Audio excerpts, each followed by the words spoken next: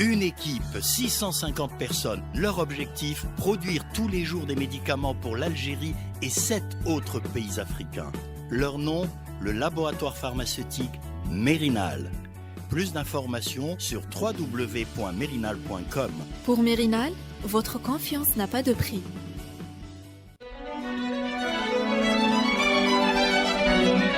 Pour bien s'entendre, il faut bien s'écouter. Rendez-vous sur M, la petite radio du Grand Maghreb. Bonjour chers amis, c'est parti pour votre café presse politique. Nous sommes très heureux de vous retrouver en direct, bien évidemment, pour parler de l'actualité qui vous a marqué cette semaine. Alors, autour de cette table aujourd'hui, les fidèles des fidèles depuis le début, ils sont là depuis 2 ans et demi. Et ils reviennent tous les jeudis, parfois avec l'âme légère, d'autres fois plein d'étrein. Et de toute façon, je ne sais pas dans quel état d'esprit ils sont aujourd'hui. Mais en tout cas, ils sont là. Et il y a Saïd Jafar, bonjour, directeur éditorial de l'Huffington Post. Il y a le Qadi Hussein, qui est directeur d'Interface Média, qui édite aussi Maghreb Émergent. Bonjour. Bonjour. Et puis Abed Sharaf, journaliste indépendant, auteur, chroniqueur. Il vient nous voir également, lui aussi. Bonjour. Bonjour. Et pour votre plus grand bien, pour pouvoir vous donner des clés d'analyse de cette actualité qui est de plus en plus compliquée à analyser, à comprendre. Voilà, c'est parti. Je vous ai dit dans quel état d'esprit est-ce que vous êtes aujourd'hui. Peut-être un petit mot. Pas très bien. Pas très bien. Les nouvelles sont accablantes. Ouais. Les nouvelles sont accablantes. Ouais. Chaudement. C'est l'une des raisons pour lesquelles on n'est que aussi peu nombreux aujourd'hui dans le studio. On a pensé qu'il fallait aller faire 40 degrés, comme c'est pas réfrigéré. On s'est mis en petit comité. On dit pas toi, Abed est en excellente forme aujourd'hui. On l'a très peu entendu. Mais je crois qu'il va être bavard pendant l'émission, non ? Oui. Tu peux attendre. Bon. Alors, on va quand même, avant de parler de cette actualité, parce que je vais la rappeler, allez, avant de vous donner la parole pour revenir sur les événements de la semaine, je vais quand même planter le décor, histoire de donner envie à nos auditeurs de nous accompagner jusqu'au bout. La semaine a été encore alimentée par la corruption, ou de grosses suspicions de corruption en tout cas. La fille du Premier ministre Abdelmalek Sellel, Rim Sellel, dans une société offshore liée à l'affaire Sonatrach. Sonatrach 3, ça c'est encore autre chose. Djilali Hadjaj, porte-parole de l'association de lutte contre la corruption, n'hésite pas à la qualifier ainsi. Un contrat avec les Espagnols sur le gaz ou chez Kipril a joué encore un rôle important. Des affaires de lobbying en échange de pots de vin, dont l'intermédiaire est une fausse princesse. Un juge espagnol est sur cette piste. Et puis, le meilleur pour la fin, c'est Algérie patriotique qui nous le promet les prochains jours. Liban Papers, un nouveau scandale financier impliquant des personnalités algériennes va éclater de gros calibres, dit-il, en volume également. Révélé par, écrit le journal, un scandale révélé par un consortium international de journalistes. C'est dire que le déballage va continuer. On n'est pas au bout de nos surprises sans que la justice, encore une fois, n'intervienne, sans que la justice n'en dise un mot, sans que la justice ne s'en saisisse. Alors, en deuxième partie, on peut essayer de comprendre d'où viendra la mobilisation, ou est-ce que l'amnistie aujourd'hui se définit comme une fin tragique de toutes ces affaires de corruption. On en reparle pendant cette émission. Voilà, j'ai planté le décor. On va quand même faire un tour de table pour ce qui vous a marqué, d'autres, parce que on est obligé de parler de corruption, on ne peut pas parler de tout, mais il y a des choses aussi qui nous ont interpellés cette semaine, Saïd. Qu'est-ce que c'était pour toi ? J'ai retenu un poste d'un député du FFS, Shafa Boureish, qui défend Idir et Mgellat contre une meute de gens qui sont en train de les traîner dans la boue, de les insulter uniquement parce qu'ils sont allés au palais de la culture. Il a raison, c'est scandaleux de faire ce genre de choses. Voilà. Ça dénote du climat dans lequel on baigne, Hassan. Oui, alors moi, ma semaine a été sauvée par Twitter. Je suis tombé sur un lien qui m'a envoyé vers quelque chose de bouleversant. La dernière lettre de Hassiba Benbouali à sa famille. Je ne sais pas si vous l'avez lu. Je ne sais pas si elle écrivait comme ça. Je ne sais pas si elle écrivait comme ça. Voilà, moi c'est une relecture, c'est une redécouverte. Ça m'a complètement bouleversé. Je me suis dit au moment où nous avons ces protagonistes de la classe politique aujourd'hui, de se rappeler que des personnalités comme ça ont existé et ont aimé le destin algérien de cette façon-là, ça protège. Ça protège. Oui, Abed. Pour moi, l'événement, c'est le rôle qu'est en train de prendre Issaad Arbrad. Alors, j'espère qu'on aura le temps d'en parler tout à l'heure, mais ça risque d'être très intéressant pour la suite. Bon, alors, la corruption, je le disais, j'ai planté le décor. Alger-Paris, une histoire passionnelle, avait déjà révélé le patrimoine immobilier de la fille du Premier ministre, Abdelmalek Slel. On avait dit qu'elle avait, en 2015, c'était en 2015, on avait dit qu'elle avait des appartements qui étaient assez un patrimoine assez riche, hein, des appartements sur les Champs-Élysées, dans la capitale parisienne. Ensuite, on a parlé d'appartements à Londres, et puis ça avait fait un boom dans la presse, et puis plus rien, ça s'est tassé. Je peux rappeler quand même qu'il y a des journalistes qui ont été interdits d'antenne après en avoir parlé. Je pense à Abdou Sammar. Mais on ne se doutait pas que son nom allait être lié un jour à Sonatrach et à Omar Harbour, qui est quand même poursuivi par la justice et qui est en cavale. Alors, ma question, le Premier ministre... du on pose toujours problème. Loin, si tu ne veux pas te définir ainsi, on va quand même en parler, parce que c'est assez choquant, et c'est un dessin quand même troublant que nous avons en face. Est-ce qu'on est franchement devant une affaire Sonatrach qui ne concerne plus que Khlil, mais tout l'État? Pourquoi vous dites... On s'interroge. Pourquoi vous dites troublant? Vous avez un Premier ministre qui a fonctionné pendant 10 ans avec M. Chekib Khlil dans le même gouvernement. Vous avez des révélations sur M. Chekib Khlil, sur toutes les affaires, et cet homme ne dit pas un mot, ne réagit pas, n'intente pas une action en justice. Pourquoi c'est troublant quand c'est sa fille qui a un compte? Ceci explique cela. Il y a une espèce de faisceau dans ce monde-là où tout le monde est d'une manière ou d'une autre impliqué, jusqu'où, selon quelle méthode, etc. Je ne sais pas, mais il y a un degré d'implication. Le minimum, c'est le silence. Quand quelqu'un qui a été au gouvernement pendant 10 ans avec M. Chekib Khlil, ou Yahya Seller, je parle de tous les autres, ils ont été dans le même gouvernement, ils découvrent que cet homme piqué dans la caisse. Le minimum, c'est qu'ils s'offusquent, c'est qu'ils disent un mot, c'est qu'ils démissionnent, c'est qu'ils... Enfin, ils font quelque chose. Pourquoi ils ne le font pas, voilà. Donc, on ne peut pas être troublé dans cette histoire. Enfin, c'est quand même assez troublant, parce que l'affaire est apparue le 23, nous sommes le 26, rien du tout. Le Premier ministre ne s'est pas exprimé là-dessus. Dans cette histoire, encore une fois, ce qui nous intéresse, ce qui est le plus significatif, c'est que l'information vient de l'extérieur, encore une fois, et on a un système où de plus en plus c'est une sorte d'effeuillage, hein. Chaque jour on a son lot d'informations où le roi est nu, et on peut se demander si de l'extérieur on n'est pas en train aussi de dire retenez-nous, ou bien on va plus loin, et voilà. Je vais plus loin, je vais plus loin précisément. Alors, regardez ce qui se passe. Saïd a dit, l'information nous vient de l'extérieur. Donc, notre système de communication n'est pas viable, d'information. Notre presse n'est pas viable. Les grosses informations viennent de l'extérieur. C'est quand même Elias Halla, ça. Non, laisse tomber. Elias Halla, c'est un journaliste algérien. Tu vas sur un sous-détail. C'est bien Halla, mais c'est le Panama Papers qui vient de l'extérieur. C'est un monde nouveau qui nous a offert ces informations.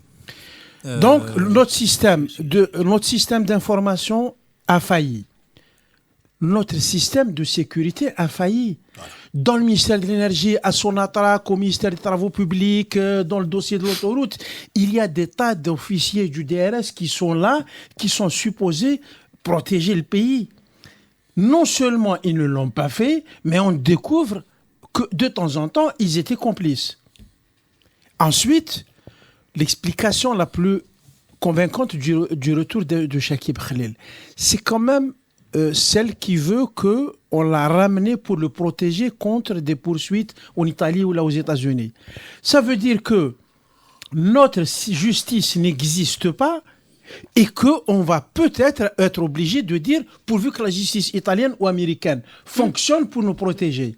Vous voyez, ça, c'est cette... inexistence de nos institutions qui m'effraie le plus. Oui, ce serait bien qu'on revienne quand même sur les faits. Oui, bien sûr, sur les faits. Au Café Presse, on a l'obligation d'être précis. C'est l'extérieur et pas l'extérieur en même temps.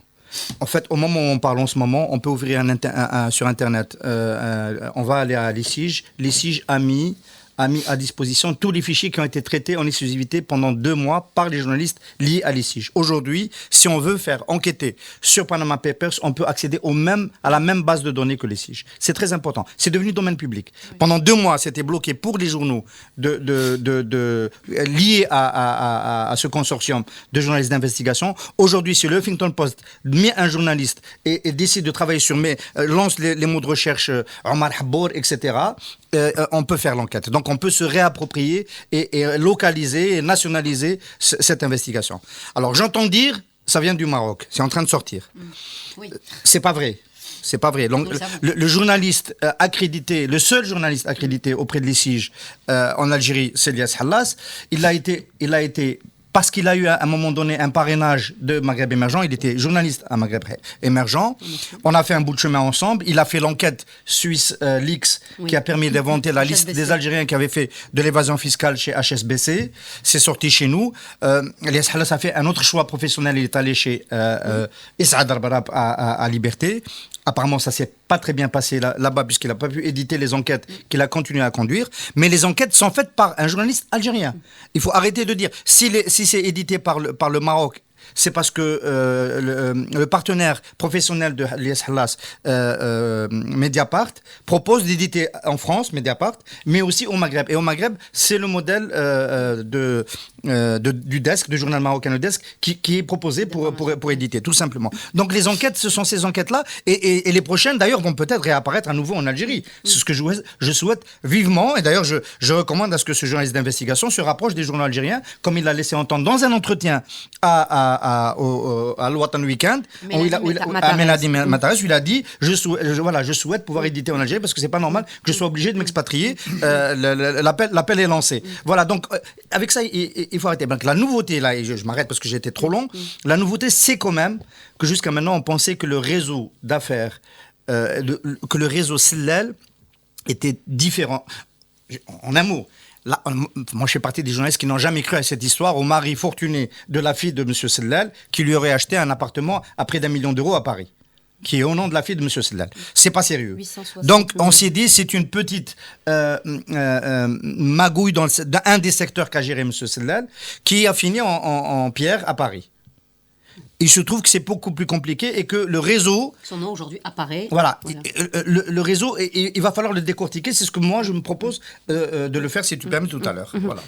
Oui. Écoute, il faut quand même ne pas se méprendre quand on parle de l'info qui vient de l'étranger. Ce n'est pas... on n'est pas en train de dire c'est l'impérialisme. Non, on est en train de dire les Panama Papers, c'est de la documentation qui a été donnée par quelqu'un, un journaliste allemand, et qu'il a mis à disposition.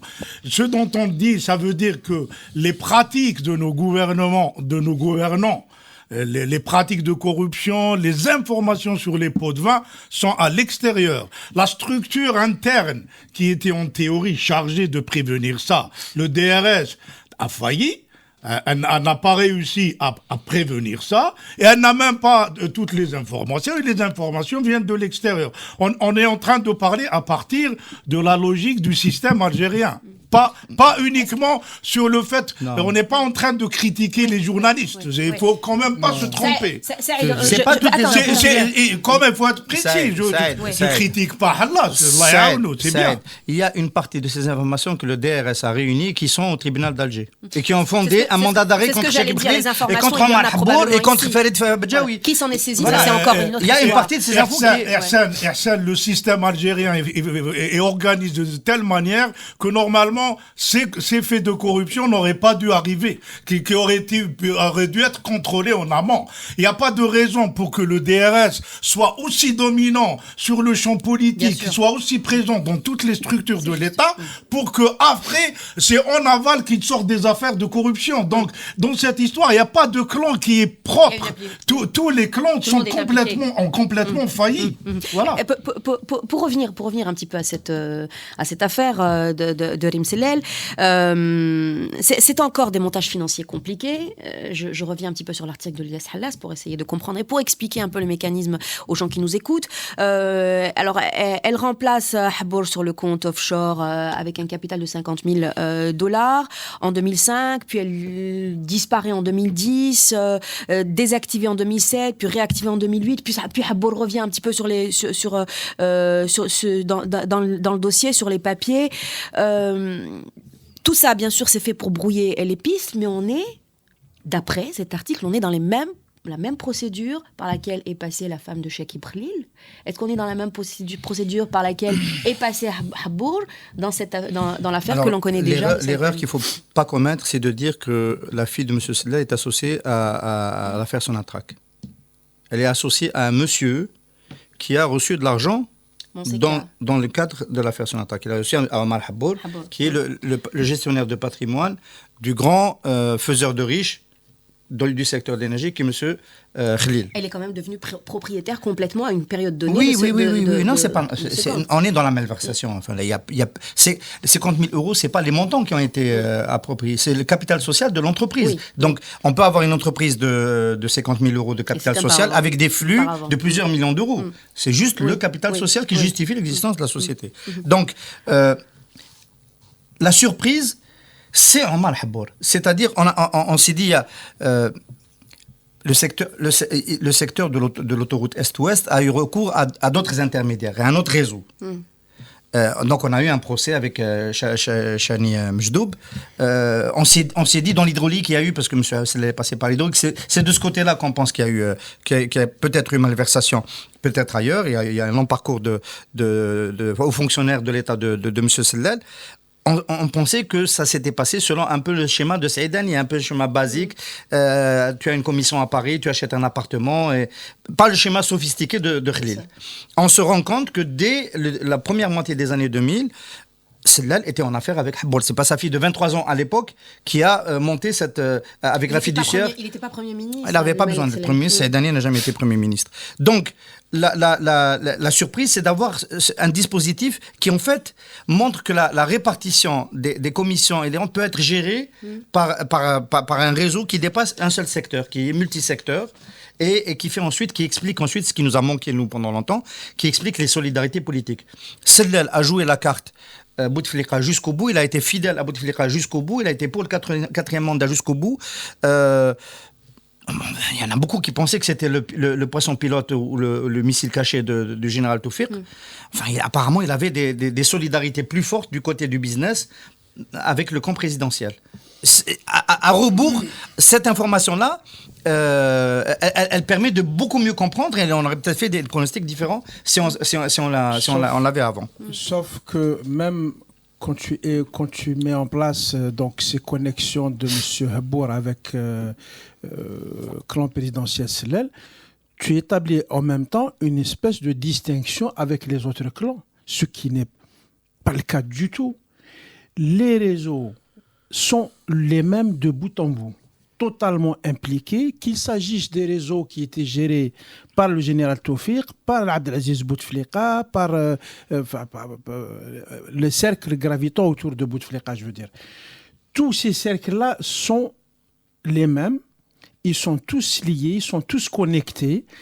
On peut toujours, il faut se rappeler que l'ancien ministre des Affaires étrangères, M. Mohamed Bdjaoui, qui a été interrogé sur Farid Bdjaoui, qui c'est son neveu, il a failli dire « je ne le connais pas ». Donc, il était ministre avec M. Khalil dans le même gouvernement, et Farid Bdjaoui venait rendre visite à Khalil. Et donc, voilà, c'est le même cercle. Ces cercles-là ont des extensions. Ce qui est... le pays manque de structures nationales fortes. Mais l'une des structures nationales les plus fortes, c'est la corruption. Ça, tous les réseaux sont impliqués. Et je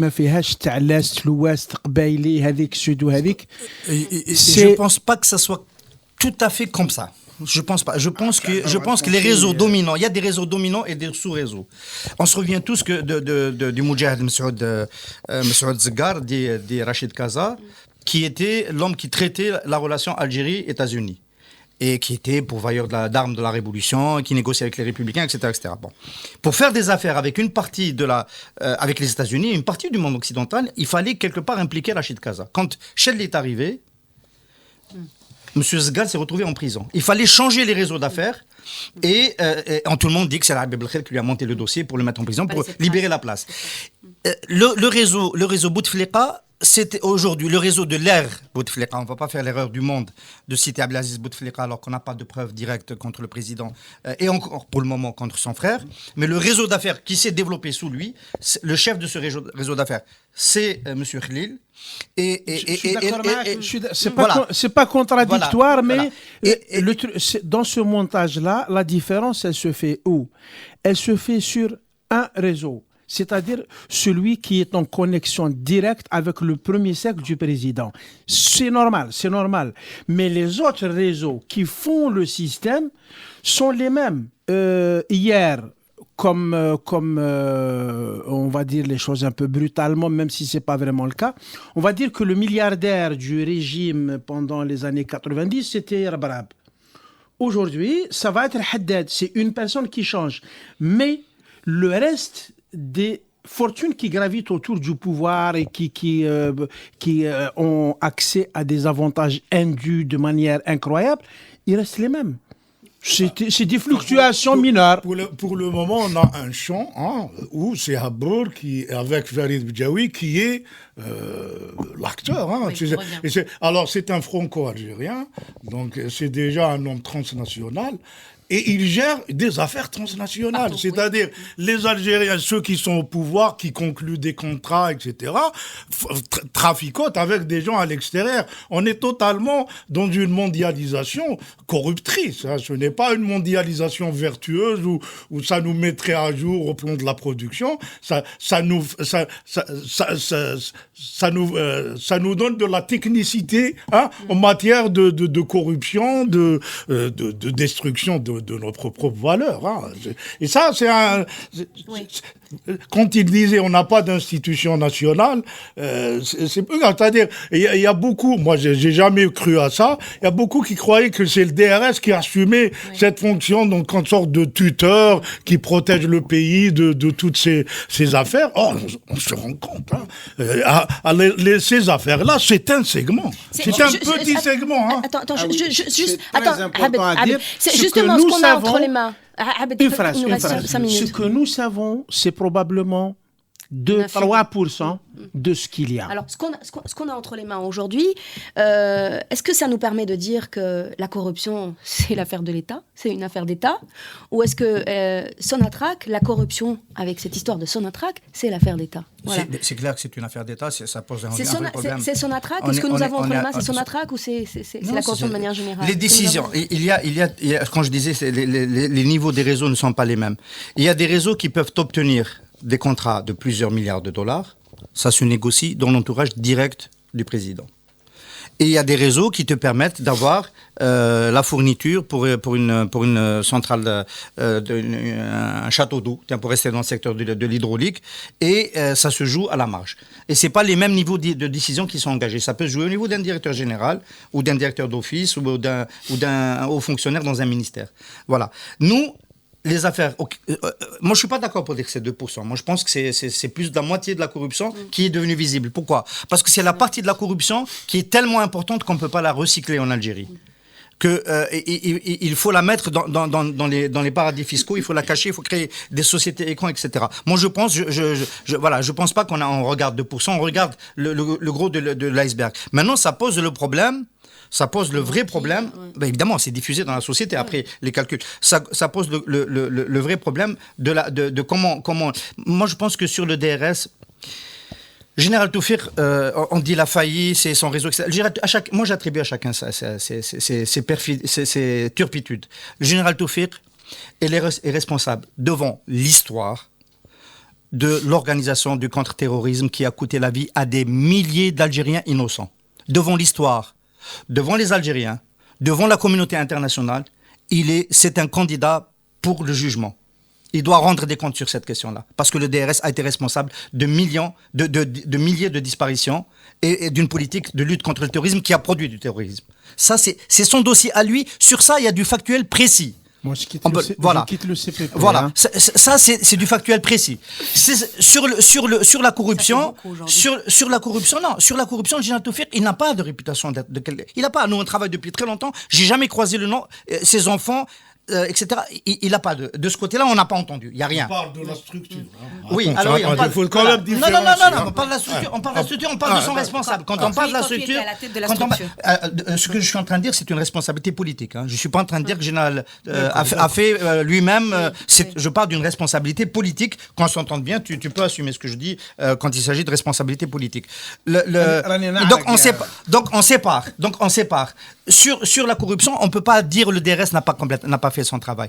Le DRS était affaibli par justement ces histoires des années 80, 90. Il était affaibli.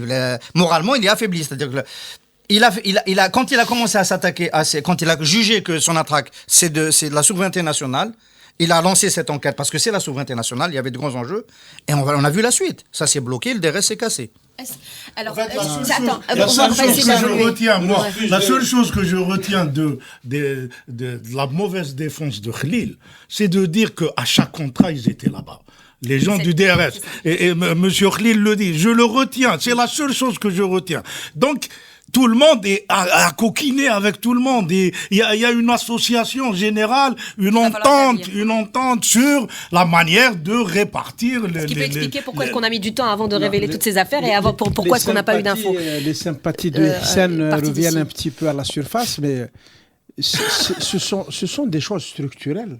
Dans les ministères, l'homme fort, dans tous les ministères, à part peut-être une exception ou deux où le ministre se montre particulièrement, où il a une présence particulière, c'est le type du DRS qui est l'homme fort du ministère. Cela fait 25 ans que ça fonctionne comme ça. Nous, on a l'avantage de connaître celui qui gère la presse. On sait bien que Hadj Zoubir, c'est pas les ministres qui géraient la presse, c'était lui. Donc, dans les procès, les gens après les ministres cités, les gens les plus visibles, c'était les colonels du DRS qui étaient là. Donc ça c'est des faits, ça fonctionnait comme ça, c'est un système qui a failli, point. Avançons. Non, juste pour différencier quand il dit Toufik, on n'a pas d'infos sur Toufik, mais on sait que c'est structuré de manière à telle que le DRS est censé être informé. Lui, il pense que c'est une manière de gérer. S'il vous plaît, le responsable de l'association de lutte contre la corruption, Djelil Hadjadj, a encore révélé une nouvelle affaire cette semaine qui concernerait le gaz, avec des Espagnols cette fois, et où encore une fois, où Chekib Khalil aurait joué un rôle important. Finalement, la question c'est, est-ce que dans toute conclusion d'accord avec de gros contrats entre l'Algérie et des compagnies internationales, il n'y a pas eu, ou il n'y a pas de suspicion de corruption, il n'y a pas eu de corruption. C'est ce qu'on disait il y a 30 secondes. C'est structurel, c'est organisé comme ça. Il y a un type, quand les gens vont négocier, il y a le patron de l'entreprise, le directeur commercial, le directeur financier qui négocie, etc. Et il y a le type du DRS. Il est là, il surveille. Il faut dire que dans ce système-là, pendant les années 60, 70, cet argent servait à autre chose. Il y avait des commissions. Il y avait des commissions. Ça permettait d'acheter des armes aux Palestiniens. C'est ce que faisait Zgar. C'est des réseaux qui ont par la suite tous les mouvements de libération en Afrique, etc. Oui. Et ensuite, je schématise pour... Il y a eu des glissements progressifs et ensuite, ces commissions sont devenues un instrument pour le pouvoir, y compris des hommes d'affaires algériens ont donné beaucoup d'argent pour financer des opérations occultes de maintien, pour discréditer quelqu'un ou pour aider un homme politique à l'intérieur. Et dans la prolongation, c'est devenu de la corruption tout court. C'est pas schématique, c'est pas une ligne droite, mais... L'effet d'entropie fait que avant c'était on corrompait pour que la structure utilise de l'argent noir à des fins. Là, en camp pour s'enrichir personnellement, et ça se développe. Ça veut dire, c'est pour ça que le DRS a perdu de son efficience. Il faut le compte. C'est parce que et ce n'est plus une structure, c'est un lieu où on entre, où on a une fonction et on utilise sa fonction. Et c'est valable à tous les échelons administratifs, ce qui fait qu'aujourd'hui, dans tous les contrats, il y a suspicion. C'est-à-dire, on a plus tendance à penser, à dire qu'il y a peut-être... dire que les bons contrats corrects sont peut-être très rares. Oui, oui. Hassan. Oui, il va y avoir Liban Papers. On va terminer là-dessus parce qu'on va pousser la réflexion en deuxième partie. Liban Papers, c'est ce que nous promet le site d'information Algérie Patriotique. Les prochains jours, de gros calibres, dit-il, sont impliqués dans des affaires de corruption. C'est un nouveau paradis. Je peux me répéter sur ça. C'est d'autres. Non. Est-ce qu'on risque d'être devant Est-ce qu'on est devant un nouveau paradis? Est-ce qu'on va avoir d'autres personnalités, vous pensez, qui risquent d'être citées? Il parle notamment de Saïdani, d'autres secteurs. Oui. C'est lassant. Moi, ça ne m'intéresse. Ces histoires ne m'intéressent plus. Le cercle va s'agrandir. Ces histoires ne m'intéressent plus. On va nous dire qu'il y a 2 ministres cette fois-ci. Dans 2 mois, on va nous dire qu'il y a 3 autres ministres et 5 PDG. Voilà. S'il n'y a pas, s'il n'y a pas un procureur au bout qui lance une action en justice, un juge d'instruction qui interroge ces gens, pour moi, ça ne sert strictement à rien, sauf à casser encore le moral des Algériens. Liban Purpose, on a ce show, cette décision, on en a déjà parlé. Hassan, c'est nouveau, est-ce qu'on est surpris? On évoquera la solution Xantene. L'amnistie. Ou la solution Rabalat. Moi, j'ai la solution Rabalat. La solution, voilà. On est en train d'avancer. On cherche des solutions. Voilà. Bon, alors, qu'est-ce qu'on va faire avec toute cette masse d'informations si la justice ne s'en saisit pas? C'est la grande question à laquelle sur laquelle on va s'atteler tout de suite après cette page de pub. À tout de suite. Qui a dit que les Algériens n'étaient pas capables du meilleur? Parlons du laboratoire pharmaceutique Mérinal. Né à partir d'une officine de quartier, Mérinal a débuté sa production en 2002. Toute petite déjà, cette entreprise voulait offrir la meilleure qualité à son pays. Aujourd'hui, 500 Algériens rigoureux et soucieux de votre bien-être travaillent tous les jours pour offrir le meilleur à l'Algérie et aux 7 pays où Mérinal exporte. Là, moi je dis que je suis fier d'être algérien. Vous n'êtes pas d'accord ? Pour Mérinal, votre confiance n'a pas de prix. Alors c'est reparti. On a beaucoup parlé d'affaires de corruption, la première partie. On sait pendant toutes ces années ou ces dernières années qu'il n'y a pas eu beaucoup de transparence, ou il n'y a pas eu de transparence du tout dans la gestion des affaires de l'État. Sonatrach, l'énergie, les mines, on peut aller au-delà, les travaux publics, la culture, les moudjahidines, la défense.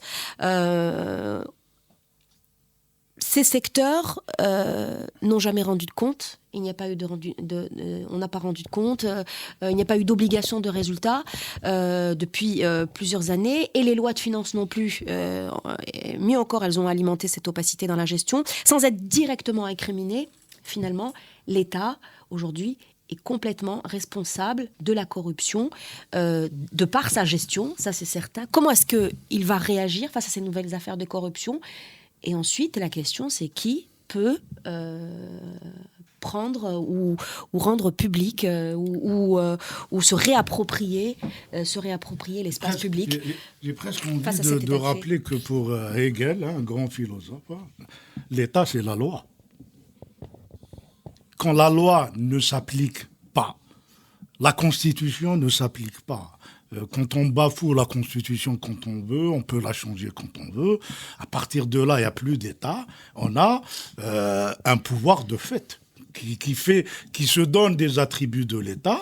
Mais dans la réalité, c'est un pouvoir de fait. Parce qu'un État, c'est des institutions, c'est une justice qui fonctionne, c'est un Parlement qui peut faire tomber le gouvernement quand une affaire pareille, le gouvernement ne réagit pas, le Parlement peut faire tomber le gouvernement. On n'est pas dans ces situations-là. On est dans un pouvoir de fait qui a géré le pays de cette manière. Comment et comment aujourd'hui, maintenant? parce qu'aujourd'hui, oui, ils sont un peu dans une situation où ils sont mis à l'index avec des informations qui sortent, etc. À mon avis, la tendance classique, c'est la répression.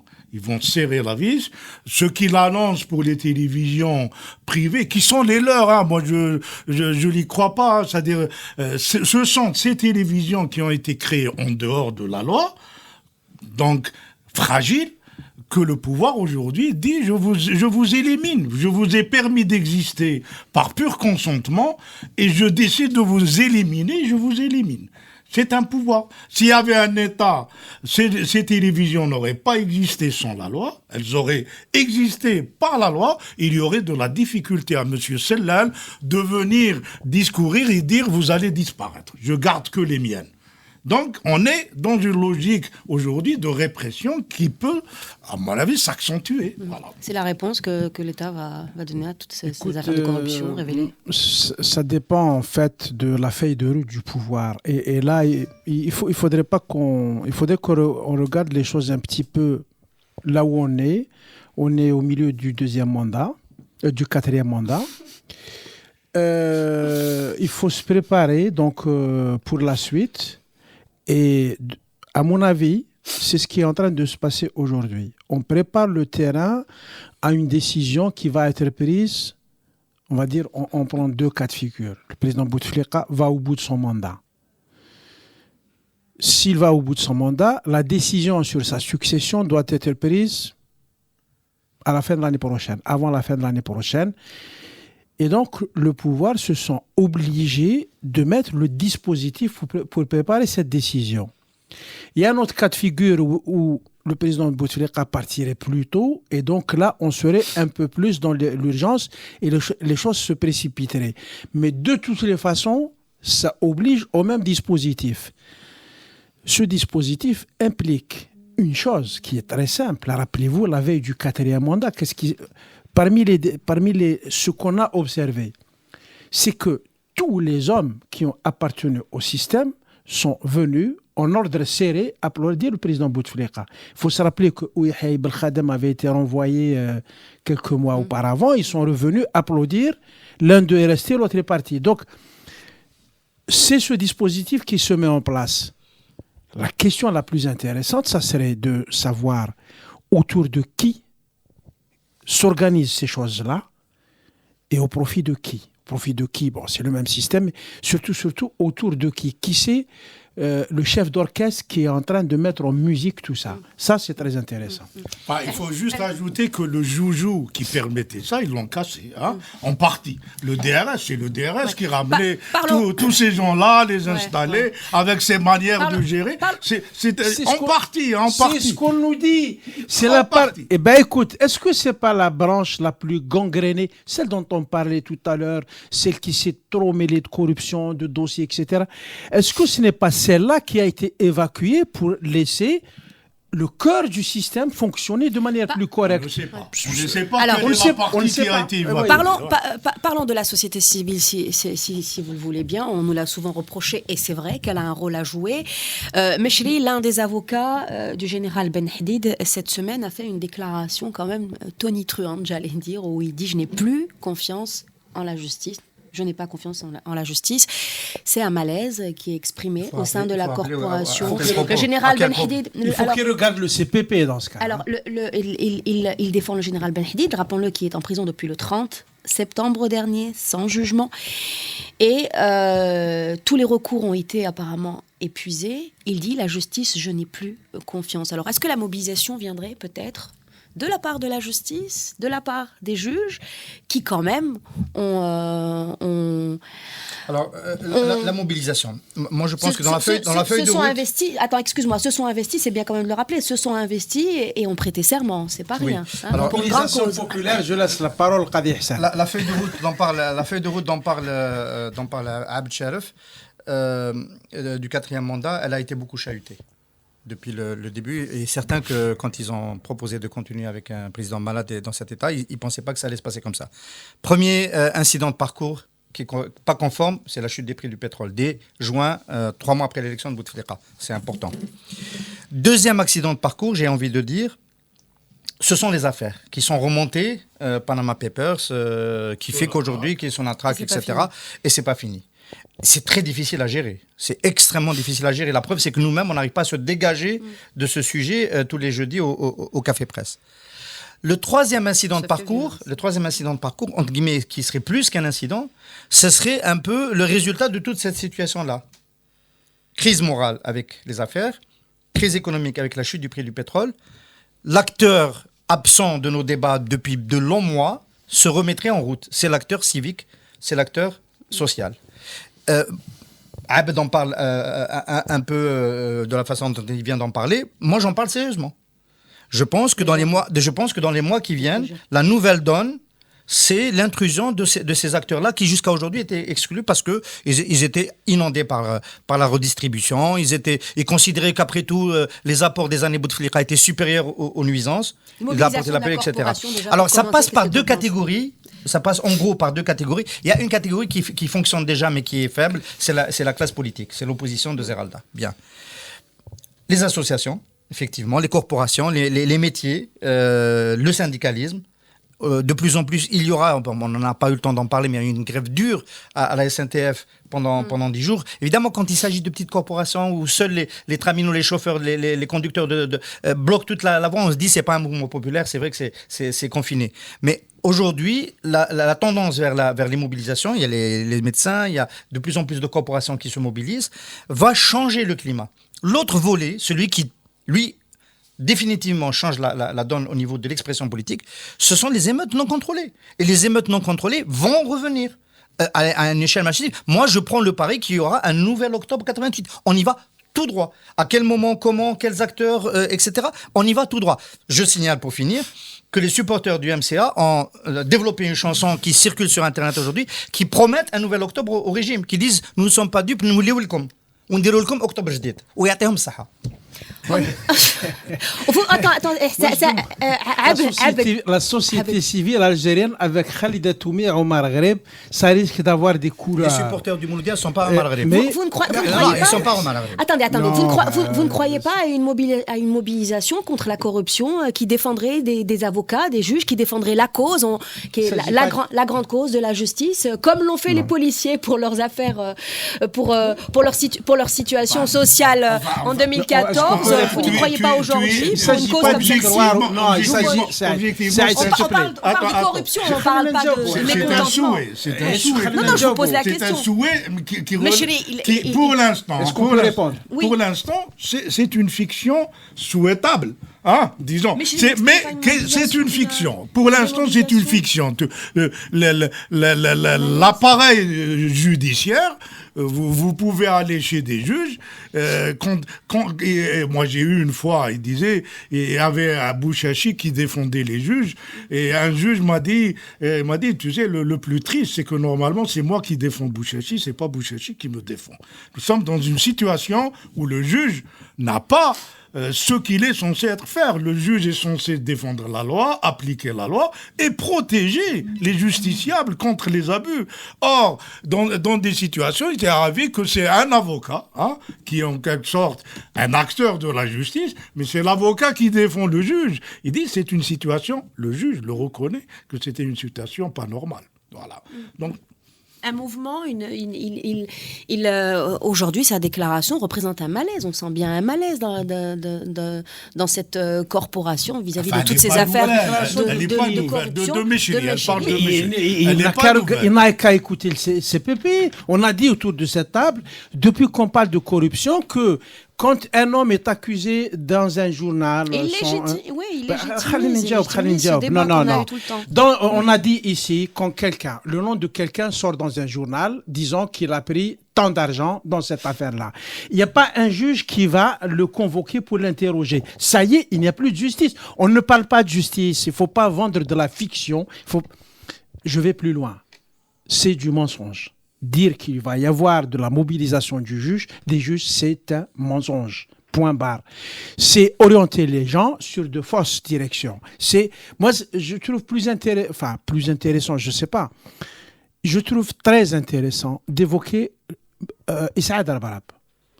Voilà un homme qui est riche, qui est puissant, qui a tout ce qu'il veut, qui a obtenu tout ce qu'il veut, qui a appartenu au système d'une manière ou d'une autre, qui a fait fortune, disons, à l'ombre du système pour rester correct. Il est humilié par l'employé d'un hôtel. Oui. En théorie, l'employé d'un hôtel lui ramène un café. En théorie, on se bouscule pour servir M. Al-Barab. Cet homme a été actionné pour l'humilier et il l'a fait. Il n'est pas le seul humilié du reste. Issaad Al-Barab se rend compte aujourd'hui que on dit qu'il pèse 3 milliards et demi de dollars de chiffre d'affaires.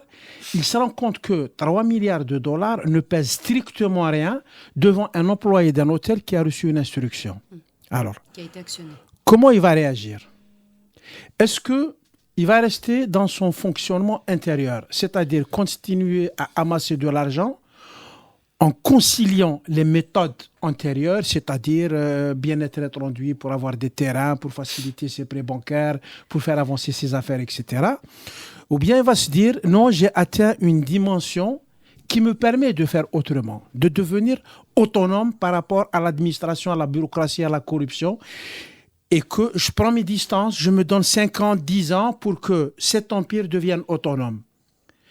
S'il prend cette décision, est-ce que le pouvoir acceptera l'émergence d'un pôle économique autonome dans le pays?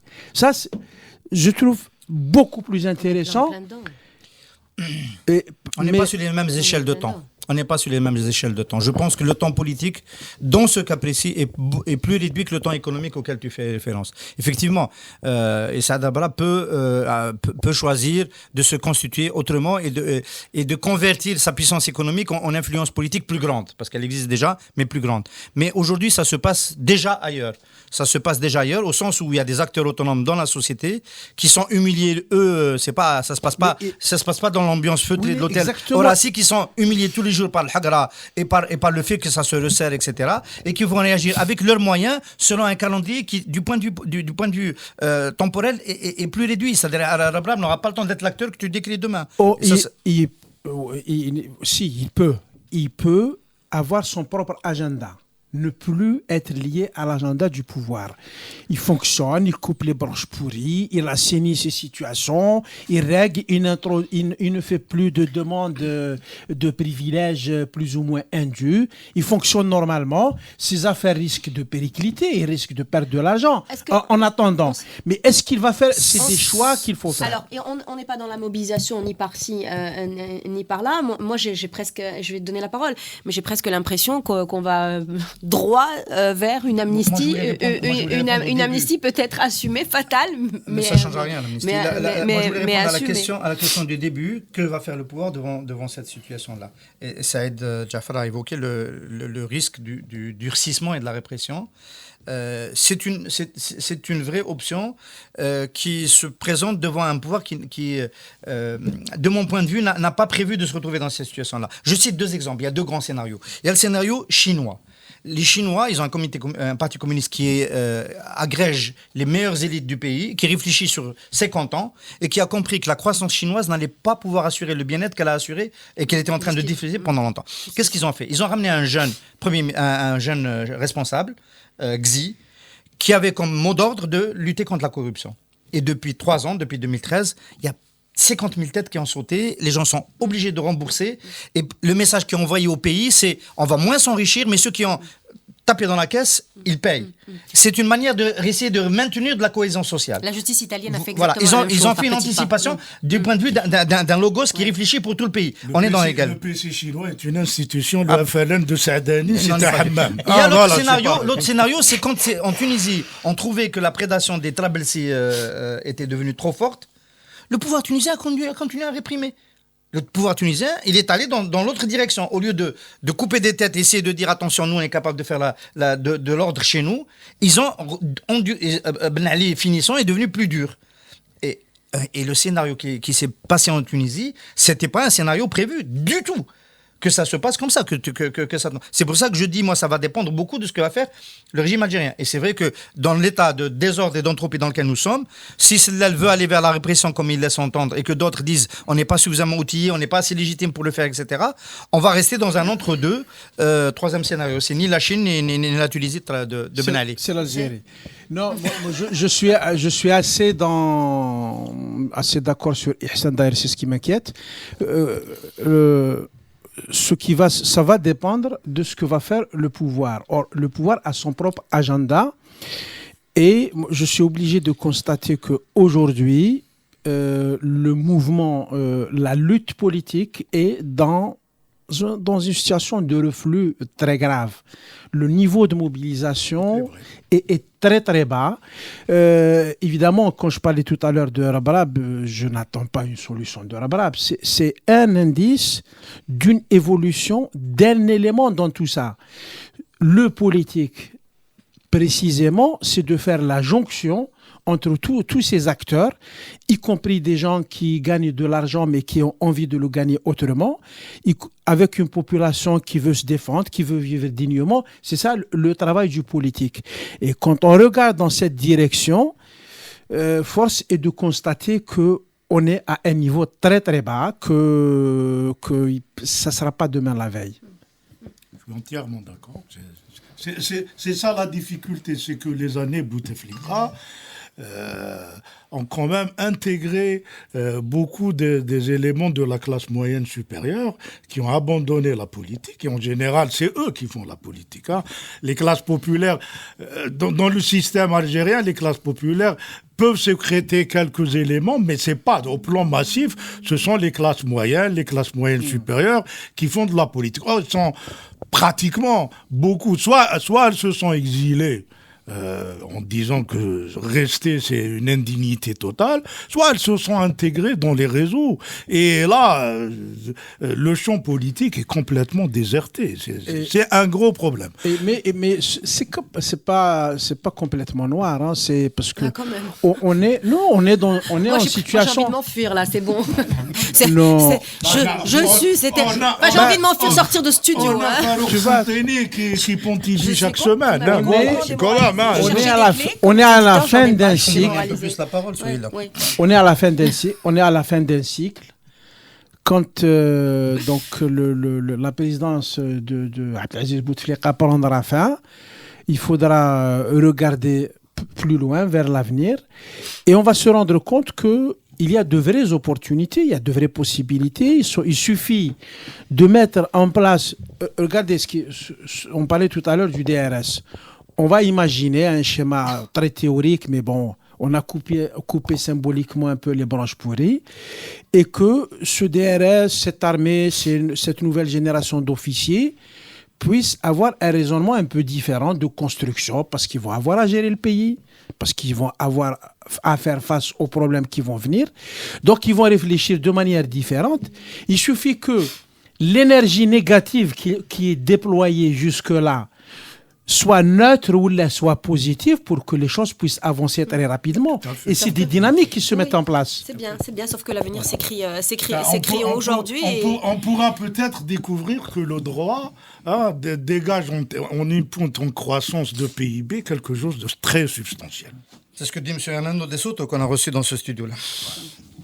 À la semaine prochaine. J'espère que vous serez là.